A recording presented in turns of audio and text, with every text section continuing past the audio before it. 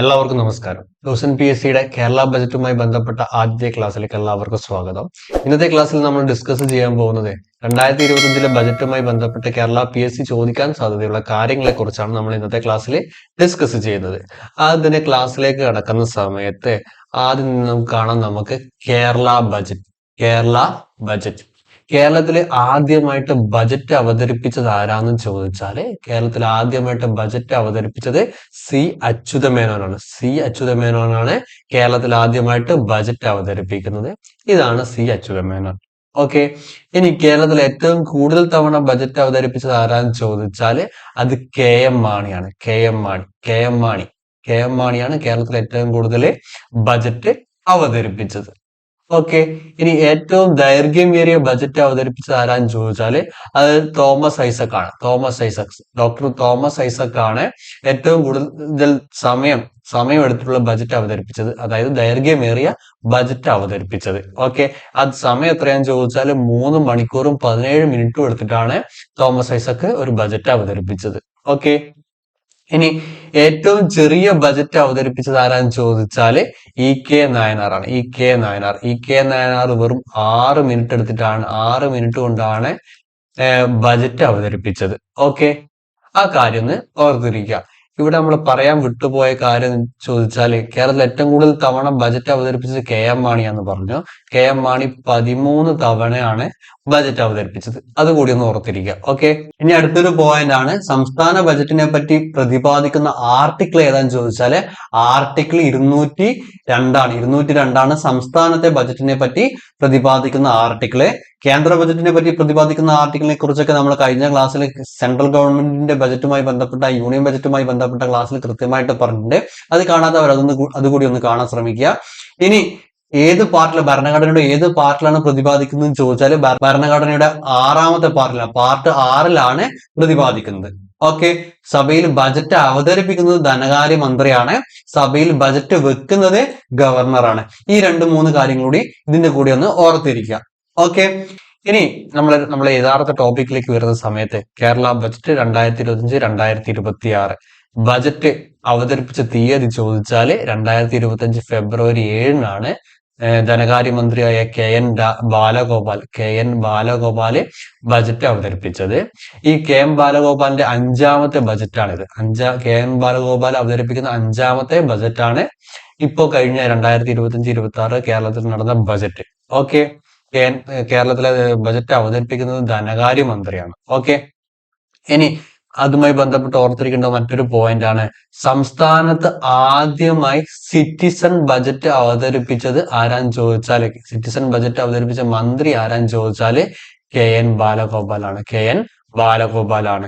എന്താണ് ഈ citizen budget എന്ന് ചോദിച്ചാല് ബജറ്റിലെ വരവും ചിലവും എല്ലാവർക്കും മനസ്സിലാകുന്ന വിധത്തിൽ ലളിതമായി അവതരിപ്പിക്കുന്ന അല്ലെങ്കിൽ വിവരിക്കുന്നതാണ് സിറ്റിസൺ ബജറ്റ്. ബജറ്റിലെ വരവും ചിലവും എല്ലാവർക്കും മനസ്സിലാവുന്ന വിധത്തിൽ വളരെ ലളിതമായിട്ട് അവതരിപ്പിക്കുന്നതിനെയാണ് സിറ്റിസൺ ബജറ്റ് എന്ന് പറയാം. ഇനി സിറ്റിസൺ ബജറ്റ് എന്ന പേരിൽ ഒരു ബജറ്റ് രേഖയും പുറത്തിറക്കിയിട്ടുണ്ട്. ഓക്കെ, ഈ കാര്യങ്ങൾ ഓർത്തിരിക്കുക. ഇനി ബജറ്റില് വരവ് എങ്ങനെയാണെന്ന് ചോദിച്ചാല് നമുക്ക് കേരളത്തിലെ ഈ 2025-26 വർഷത്തിലെ വരവ് എങ്ങനെയൊക്കെയാന്ന് ചോദിച്ചാല് റിസർവ് ബാങ്കിൽ നിന്ന് കടം എടുക്കുന്നത് എത്രയാന്ന് ചോദിച്ചാല് 45,038.52 കോടി രൂപയാണ് കടമെടുക്കുന്നത്. ഇനി വിതരണം ചെയ്ത വായ്പകൾ തിരികെ വാങ്ങുന്നതടക്കമുള്ള മറ്റു വരുമാനങ്ങൾ എത്രയെന്ന് ചോദിച്ചാല് അത് 1,192.21 കോടി രൂപയാണ്. ഇനി അടുത്ത മറ്റൊരു വരുമാന മാർഗമാണ് കേന്ദ്രം സംസ്ഥാനങ്ങളിൽ നിന്ന് പിരിക്കുന്ന ആദായ നികുതി അടക്കമുള്ളവയുടെ വിഹിതമായി സംസ്ഥാനത്തിന് കിട്ടുന്നതും കേന്ദ്രത്തിൽ നിന്ന് ഗ്രാന്റായി ലഭിക്കുന്നതും കൂട്ടിയിട്ട് എത്രയാന്ന് ചോദിച്ചാല് 41,691.4 കോടി രൂപ. ഓക്കെ, ഇനി GST മറ്റൊരു വരുമാന മാർഗമാണ് GST, വിൽപ്പന നികുതി, മദ്യം, ലോട്ടറി തുടങ്ങിയവ. കേരളത്തിന് ഏറ്റവും കൂടുതൽ വരുമാനം ലഭിക്കുന്നത് ഈ മേഖലകളിൽ നിന്നാണ്. അതായത് GST, വിൽപ്പന നികുതി, മദ്യം, ലോട്ടറി തുടങ്ങിയവയിൽ നിന്നുള്ള വരുമാനമാണ് 1,10,660.28 കോടി രൂപ. ഇത്രയും കാര്യങ്ങളാണ് കേരളത്തിലുള്ള വരുമാനം എന്ന് പറയുന്നത്, ഇൻകം എന്ന് പറയുന്നത്. ഓക്കെ, ഇനി ചെലവുകൾ നോക്കുന്ന സമയത്ത് നമ്മൾ കടം എടുക്കുന്നുണ്ട്, അതിന് പലിശ അടക്കണം. അപ്പോ സർക്കാർ ജീവനക്കാരെ ശമ്പളം കൊടുക്കണം, പെൻഷൻ കൊടുക്കണം, മറ്റു ആനുകൂല്യങ്ങളൊക്കെ കൊടുക്കണം. അപ്പോ അതിനു വേണ്ടിയുള്ളത് വെച്ചാല് 1,67,185.87 കോടി രൂപ അതിന് ചെലവാകും. പിന്നെ റോഡ്, പാലം, കെട്ടിടം തുടങ്ങിയ അടിസ്ഥാന സൗകര്യ വികസന മേഖലകൾക്കൊക്കെ വേണ്ടിയിട്ട്, ആരോഗ്യം, വിദ്യാഭ്യാസം തുടങ്ങിയ ആവശ്യങ്ങൾക്കൊക്കെ വേണ്ടിയിട്ട് 19,946.88 കോടി രൂപ. ഓക്കെ, ഇത്രയുമാണ് ചെലവ് എന്ന് പറയുന്നത്. ഇനി അപ്പൊ നമുക്ക് ആകെ ചെലവ് എത്രയാ നോക്കിയാലോ. ആകെ ചെലവ് 1,87,132.75 കോടി രൂപ. ആകെ വരവ് 1,53,543.88 കോടി രൂപ. അങ്ങനെയാണെങ്കിൽ ആകെ കടം എത്രയാന്ന് ചോദിച്ചാലോ 45,038.52 കോടി രൂപയാണ് കടം. അപ്പൊ നമുക്കിത് പറയാം, ഇതൊരു കമ്മി ബജറ്റ് ആണെന്ന്. കമ്മി ബജറ്റ് ആണെന്ന് പറയാം. കാരണം എന്താണ്, ചെലവ് കൂടുതലും വരവ് കുറവാകുന്ന സമയത്ത് ഉണ്ടാകുന്നതാണ് കമ്മി ബജറ്റ്. ഓക്കെ, ഇനി ഈ 2025 കേരള സംസ്ഥാന ബജറ്റുമായി ബന്ധപ്പെട്ട് ഓർത്തിരിക്കേണ്ട ഇമ്പോർട്ടന്റ് ആയിട്ടുള്ള കുറെ പ്രഖ്യാപനങ്ങളുണ്ട്. അതെന്തൊക്കെയാന്ന് നോക്കിയാല്, തിരുവനന്തപുരം മെട്രോ റെയിലിന്റെ പ്രാരംഭ പ്രവർത്തനങ്ങൾ 2025-26 വർഷത്തിൽ ആരംഭിക്കും. അടുത്തൊരു ഇമ്പോർട്ടന്റ് ആയിട്ടുള്ളതാണ്, ലൈഫ് മിഷൻ പദ്ധതിയിലൂടെ 2025-26 വർഷത്തിലെ 1 ലക്ഷം വീടുകൾ പൂർത്തിയാക്കും. അതൊരു പ്രഖ്യാപനമാണ്. മറ്റൊരു ഇമ്പോർട്ടന്റ് ആയിട്ടുള്ള പ്രഖ്യാപനമാണ്, ലോക കേരള കേന്ദ്രങ്ങൾ സ്ഥാപിക്കും. ലോക കേരള കേന്ദ്രങ്ങൾ എന്ന് പറഞ്ഞാൽ എന്താണ്, പ്രവാസികളും നാടുമായുള്ള ബന്ധം പ്രോത്സാഹിപ്പിക്കാൻ വേണ്ടി സ്ഥാപിക്കുന്നതാണ് ലോക കേരള കേന്ദ്രങ്ങൾ. ഓക്കെ, അത് 2025-26 ബജറ്റിലെ ഒരു പ്രഖ്യാപനമാണ്, ഓർത്തിരിക്കുക. പിന്നെ മറ്റൊരു ഇമ്പോർട്ടന്റ് ആയിട്ടുള്ള പ്രഖ്യാപനമാണ്, കണ്ണൂർ, കൊല്ലം, കൊട്ടാരക്കര തുടങ്ങിയ സ്ഥലങ്ങളിലെ IT പാർക്ക് കണ്ണൂർ, കൊല്ലവും കൊട്ടാരക്കരയും നിലവിൽ വരാൻ പോകുന്നുണ്ട്. അതും 2025 ബജറ്റിലെ പ്രഖ്യാപനമാണ്. അതൊന്ന് ഓർത്തിരിക്കുക. ഇനി അടുത്തൊരു ഇമ്പോർട്ടന്റ് ആയിട്ടുള്ള പ്രഖ്യാപനമാണ്, ക്ലിക്ക് പോർട്ടൽ ആരംഭിക്കും. Click portal.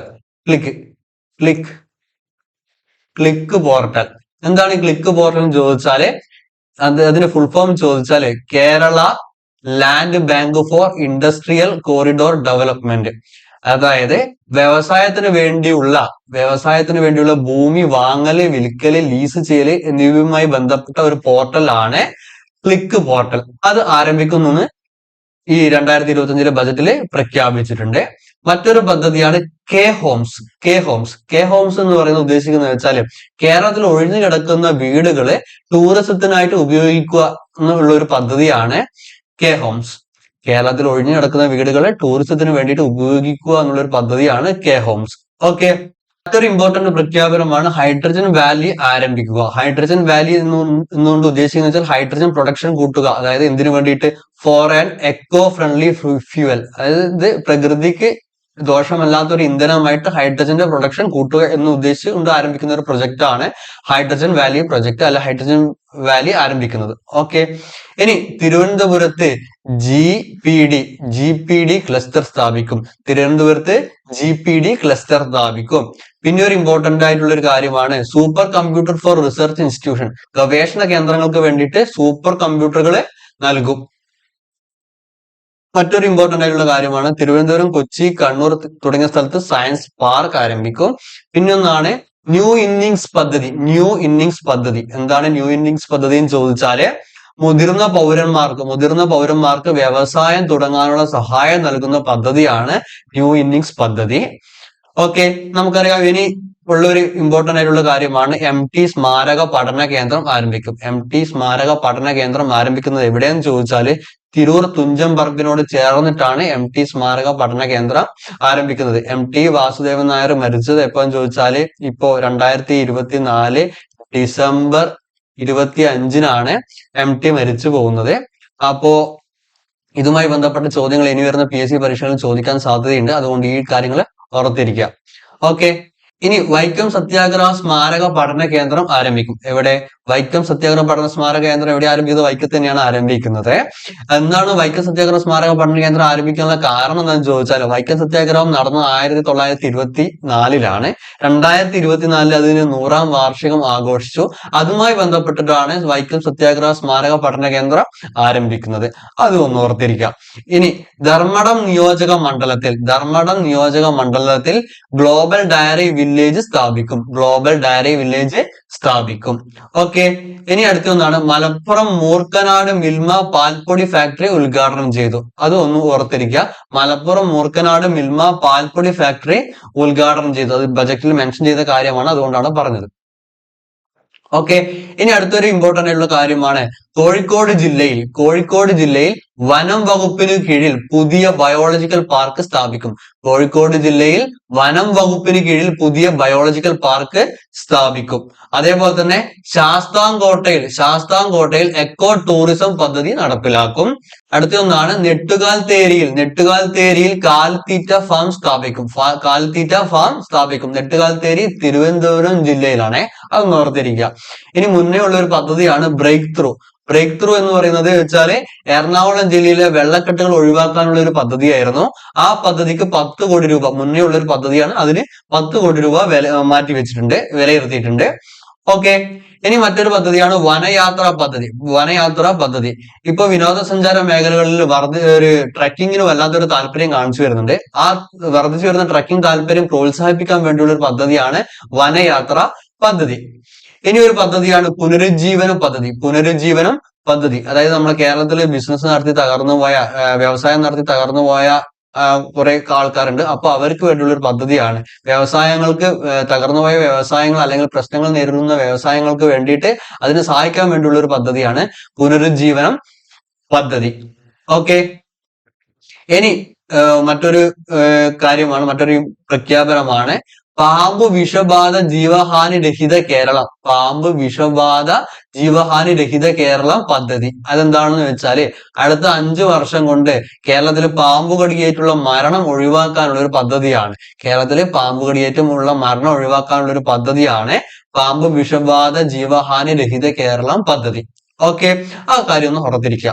ഇനി ഒന്നാണ് ഇമ്പോർട്ടന്റ് ആയിട്ടുള്ള ഒന്നാണ് സിഎം കിഡ് എന്ന് പറയുന്നത് നമുക്ക് 4ാം ക്ലാസ്സിലെ LSS പരീക്ഷയുണ്ട്, 7ാം ക്ലാസ്സിലെ USS പരീക്ഷയുണ്ട്. അതിന്റെയൊക്കെ പുതിയ നാമമാണ്, പുതിയ പേരാണ് സിഎം കിഡ്.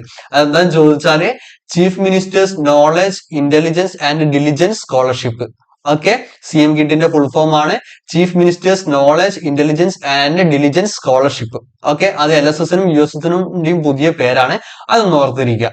മറ്റൊരു പ്രധാന പ്രഖ്യാപനമാണ് CM റിസർച്ച് സ്കോളർഷിപ്പ്. അതെന്താന്ന് ചോദിച്ചാല് കേരളത്തിലെ ഗവേഷണ സ്ഥാപനങ്ങൾ അല്ലെങ്കിൽ സർവകലാശാലകളിൽ അഡ്മിഷൻ എടുത്ത ഗവേഷണ വിദ്യാർത്ഥികൾക്ക് മറ്റ് ധനസഹായങ്ങളൊന്നും അല്ലെങ്കിൽ ആനുകൂല്യങ്ങളൊന്നും ലഭിക്കുന്നില്ലെങ്കിൽ അങ്ങനെയുള്ള വിദ്യാർത്ഥികൾക്ക് പ്രതിമാസം 10,000 രൂപ സ്കോളർഷിപ്പ് കൊടുക്കുന്ന ഒരു പദ്ധതിയാണ് CM റിസർച്ച് സ്കോളർഷിപ്പ്.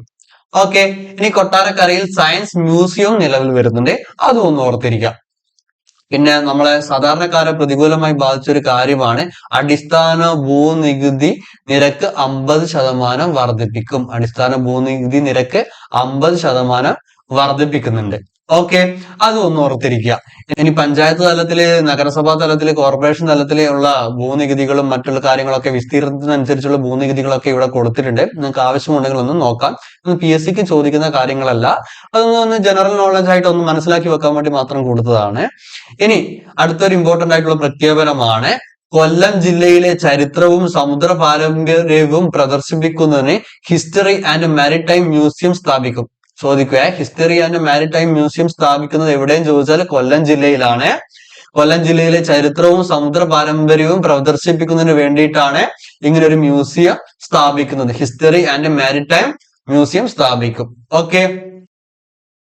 മറ്റൊരു ഇമ്പോർട്ടന്റ് ആയിട്ടുള്ള കാര്യമാണ് സ്വദേശാഭിമാനി കേസര പുരസ്കാര തുക 1 ലക്ഷം രൂപയിൽ നിന്ന് 1.5 ലക്ഷം രൂപയാക്കി ഉയർത്തി. എന്ന് വെച്ചാല് എന്താണ് ഈ സ്വദേശാഭിമാനി കേസര പുരസ്കാരം എന്ന് ചോദിച്ചാല് ഈ മാധ്യമ രംഗത്തെ സമഗ്ര സംഭാവനയ്ക്ക് കേരള സർക്കാർ കൊടുക്കുന്ന ഒരു പുരസ്കാരമാണ് സ്വദേശാഭിമാനി കേസര പുരസ്കാരം. ഓക്കെ. അതിന്റെ സമ്മാന തുക 1 ലക്ഷം രൂപയിൽ നിന്ന് 1.5 ലക്ഷം രൂപയാക്കി ഉയർത്തി. ആ കാര്യം കൂടി ഒന്ന് ഓർത്തിരിക്കുക. ഇനി കെടാവിളക്ക് എന്ന് പറഞ്ഞൊരു പുതിയൊരു പദ്ധതി ആരംഭിച്ചിട്ടുണ്ട്. അതെന്താന്ന് വെച്ചാല് ഈ OBC വിഭാഗത്തിൽ വരുന്ന 1-ാം ക്ലാസ് തൊട്ട് 8-ാം ക്ലാസ് വരെയുള്ള കുട്ടികൾക്കുള്ള സ്കോളർഷിപ്പ് കെടാവിളക്ക് എന്ന പേരിൽ കേരള സർക്കാർ നൽകുന്നതാണ്. OBC വിദ്യാർത്ഥികൾക്ക് 1-ാം ക്ലാസ് തൊട്ട് 8-ാം ക്ലാസ് വരെയുള്ള OBC വിദ്യാർത്ഥികൾക്കുള്ള സ്കോളർഷിപ്പ് കെടാവിളക്ക് എന്ന പേരിൽ കേരള സർക്കാർ നൽകുന്നതാണ്. അങ്ങനെ ഒരു പ്രഖ്യാപനം ഉണ്ടായിട്ടുണ്ട്. ഇത് മുന്നേ കേന്ദ്ര സർക്കാർ നൽകിക്കൊണ്ടിരുന്ന ഒരു സ്കോളർഷിപ്പ് ആണ്. അപ്പൊ കേന്ദ്ര സർക്കാർ നൽകാത്തത് കൊണ്ട് ഇപ്പൊ കേരള സർക്കാർ അത് നൽകുന്നു. ഓക്കെ, ഇനി മറ്റൊരു സ്കോളർഷിപ്പ് ആണ് ഉന്നതി ഓവർസീസ് സ്കോളർഷിപ്പ്. ഇത് എന്തിനാണെന്ന് ചോദിച്ചാല് പിന്നോക്ക വിഭാഗത്തിലെ കുട്ടികൾക്ക് ലോകത്തിലെ മികച്ച യൂണിവേഴ്സിറ്റിയിൽ പ്രവേശനം നേടാൻ പ്രവേശനം ഒരുക്കുന്ന ഒരു പദ്ധതിയാണ് ഉന്നതി ഓവർസീസ് സ്കോളർഷിപ്പ്. ഓക്കെ, ഈ കാര്യം കൂടി ഒന്ന് ഓർത്തിരിക്കുക. ഇനി മറ്റൊരു പദ്ധതിയാണ് ട്രാൻസിസ്റ്റ് ഹോം പദ്ധതി. ട്രാൻസിസ്റ്റ് ഹോം എന്നുകൊണ്ട് ഉദ്ദേശിക്കുന്നത് വെച്ചാല് ഈ അനധികൃതമായിട്ട് നമ്മുടെ രാജ്യത്ത് കടന്നു വന്നിട്ട് അവരെ പോലീസ് പിടിക്കുകയോ അല്ലെങ്കിൽ നിയമത്തിന് മുമ്പിൽ കൊണ്ടുവരികയും ചെയ്തതിനു ശേഷം അവർക്ക് ശിക്ഷ കിട്ടുന്നു. ശിക്ഷ കിട്ടിയ ശേഷം അവരെ താമസിപ്പിക്കുന്ന ഒരു സ്ഥലമാണ് പിന്നെ ട്രാൻസിസ്റ്റ് ഹോം. ശിക്ഷയ്ക്ക് വിധിച്ചവര് താമസിക്കുന്നവര് അല്ലെങ്കിൽ അവരുടെ മാതൃരാജ്യത്തേക്ക് തിരിച്ചു പോകാൻ വേണ്ടിയിട്ട് കാത്തു നിൽക്കുന്നവര് ഇങ്ങനെയുള്ളവരൊക്കെ താമസിപ്പിക്കുന്ന ഒരു സ്ഥലമാണ് ട്രാൻസിസ്റ്റ് ഹോം. അങ്ങനെ ട്രാൻസിസ്റ്റ് ഹോം എന്നുള്ള ഒരു പദ്ധതി കൂടി ആരംഭിക്കുന്നുണ്ട്. ഓക്കെ, ഇത്രയും കാര്യങ്ങളാണ് പിന്നെ കേരള ബജറ്റുമായി ബന്ധപ്പെട്ട ഒരു PSC വിദ്യാർത്ഥി എന്ന നിലയിൽ നമ്മൾ അറിഞ്ഞിരിക്കേണ്ട കുറച്ച് കാര്യങ്ങള്. ഇത്രയും കാര്യങ്ങൾ മാത്രം ഒന്ന് ഈ 2025 കേരള ബജറ്റുമായി ബന്ധപ്പെട്ട് ഓർത്തിരുന്നാൽ മതി. അപ്പൊ ഈ പറഞ്ഞ കാര്യങ്ങളൊക്കെ നിങ്ങൾക്ക് മനസ്സിലായി എന്ന് വിശ്വസിക്കുന്നു. അപ്പോ ഈ പറഞ്ഞ കാര്യങ്ങളുമായി ബന്ധപ്പെട്ട ഈ ക്ലാസ് നോട്ട് നിങ്ങൾക്ക് ആവശ്യമുണ്ടെങ്കിൽ നമ്മളെ ടെലഗ്രാം ഗ്രൂപ്പിൽ ഒന്ന് ജോയിൻ ചെയ്യുക. ആ ഗ്രൂപ്പിൽ നമ്മൾ ഈ PDF നോട്ട് അപ്ലോഡ് ചെയ്യുന്നതാണ്. അപ്പൊ ഇത്രയും കാര്യങ്ങളാണ് ഇന്നത്തെ ക്ലാസ്സിൽ പറയാൻ ഉദ്ദേശിക്കുന്നത്. പറഞ്ഞ കാര്യങ്ങളൊക്കെ നിങ്ങൾക്ക് മനസ്സിലായി എന്ന് വിശ്വസിക്കുന്നു.